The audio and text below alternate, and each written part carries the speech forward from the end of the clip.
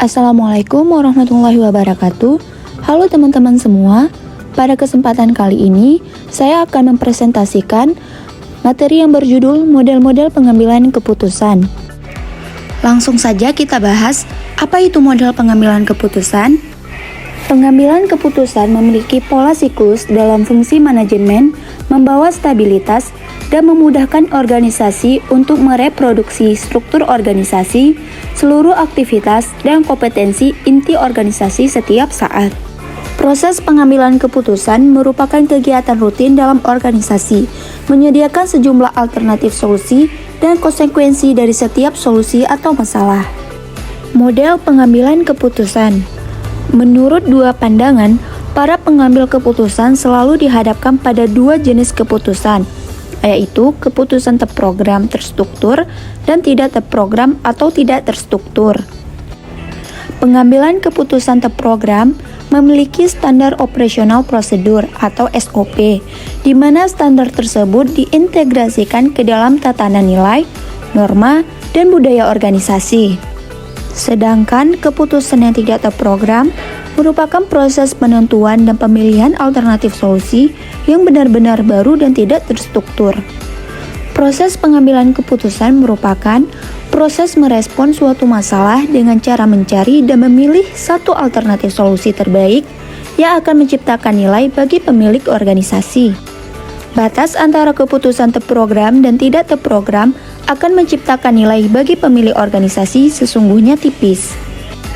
Kemudian, ada model pengambilan keputusan berdasarkan pandangan rasionalitas. Model rasionalitas ini memandang pengambilan keputusan sebagai manusia rasional, di mana mereka selalu konsisten dalam membuat pilihan pemaksimuman nilai di dalam lingkup keterbatasan tertentu. Harrison dalam Dermawan 2016 menunjukkan terdapat 6 langkah dalam model rasional pengambilan keputusan, sedangkan Simon dalam Dermawan 2016 memperlihatkan 3 langkah pengambilan keputusan. Berikut ini langkah pengambilan keputusan berdasarkan dua ahli tersebut. Yang pertama ada Simon yang memiliki 3 langkah pengambilan keputusan, yaitu pertama, mengidentifikasi dan mendefinisikan masalah. Yang kedua, menghasilkan solusi alternatif untuk masalah tersebut. Dan yang ketiga, pilih solusi dan menerapkannya. Dan Harrison memiliki 6 langkah pengambilan keputusan, yaitu menentukan masalahnya, kemudian mengidentifikasi kriteria keputusan, mengalokasikan bobot pada kriteria, mengembangkan alternatif dan mengevaluasi alternatif serta pilih alternatif yang terbaik. Kemudian, pengambilan keputusan secara rasional berangkat dari 3 hal, yaitu yang pertama, pengambilan keputusan mengidentifikasi sejumlah masalah yang harus diselesaikan. Yang kedua, pengambilan keputusan melakukan proses penentuan masalah sebenarnya. Maka langkah selanjutnya adalah menentukan sejumlah alternatif solusi terhadap masalah yang dihadapi. Dan langkah yang ketiga merupakan pilihan solusi atas masalah dan mengimplementasikan solusi tersebut. Langkah ini hanya dapat dilakukan setelah proses evaluasi atas seluruh alternatif yang memungkinkan dilakukan. Simon atau Rawlinson dan Bordfield dalam Dermawan 2016 mengatakan bahwa terdapat beberapa tipe rasionalitas. Yang pertama, ada rasionalitas objektif, yaitu dalam pengambilan keputusan menandakan tindakan manajer yang mencari cara untuk memaksimumkan nilai tertentu dalam situasi tertentu.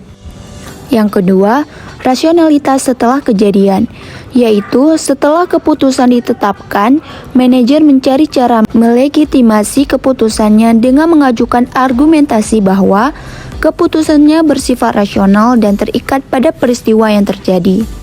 Dan yang ketiga, ada rasionalitas subjektif, yaitu di mana manajer berusaha untuk memaksimumkan hasil dalam lingkup hambatan keterbatasan informasi.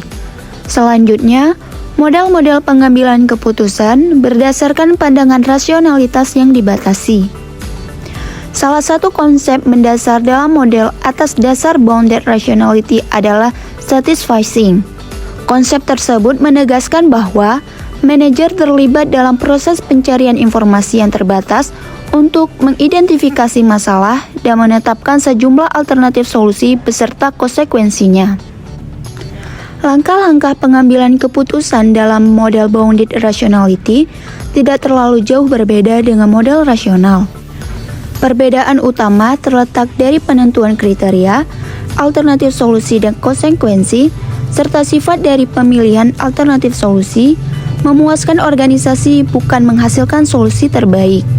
Selain itu, perbedaan lainnya adalah urutan atau rank dari alternatif solusi. Berbeda dengan model bounded rationality, urutan alternatif menjadi sangat penting, karena model ini mengisyaratkan penetapan alternatif solusi yang paling memungkinkan, jelas, dan memiliki kedekatan dengan solusi. Maka, solusi yang sederhana namun memiliki nilai tepat guna cenderung akan ditempatkan di urutan atas. Dalam model bounded rationality juga mengambil pendekatan historis atas pemecahan masalah pada masa lalu. Selanjutnya, model pengambilan keputusan yang tidak terstruktur. Menurut model ini, keputusan merupakan hasil dari suatu interaksi yang rumit antara 4 arus peristiwa yang bersifat tidak saling terikat, yaitu problem, solution, participant, dan choice opportunities.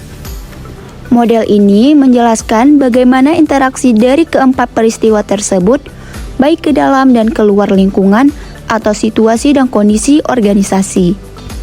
Berikut ini teman-teman dapat melihat rumus dari keempat interaksi tersebut.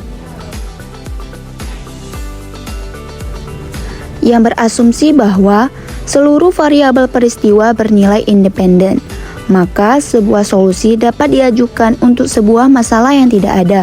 Dengan kata lain, 4 peristiwa tersebut berinteraksi dalam cara acak atau random. Hal ini menandakan bahwa pengambilan keputusan lebih merupakan sebuah fungsi dari peluang pertemuan sejumlah variabel peristiwa. Dan menurut model ini, interaksi sejumlah peristiwa tersebut dapat menjelaskan mengapa masalah tidak harus berhubungan dengan solusi, dan mengapa solusi yang dipilih tidak selalu menyelesaikan masalah. Baiklah teman-teman semua, sekian pemaparan materi dari saya. Lebih dan kurang saya mohon maaf. Terima kasih sudah menonton. Wassalamualaikum warahmatullahi wabarakatuh.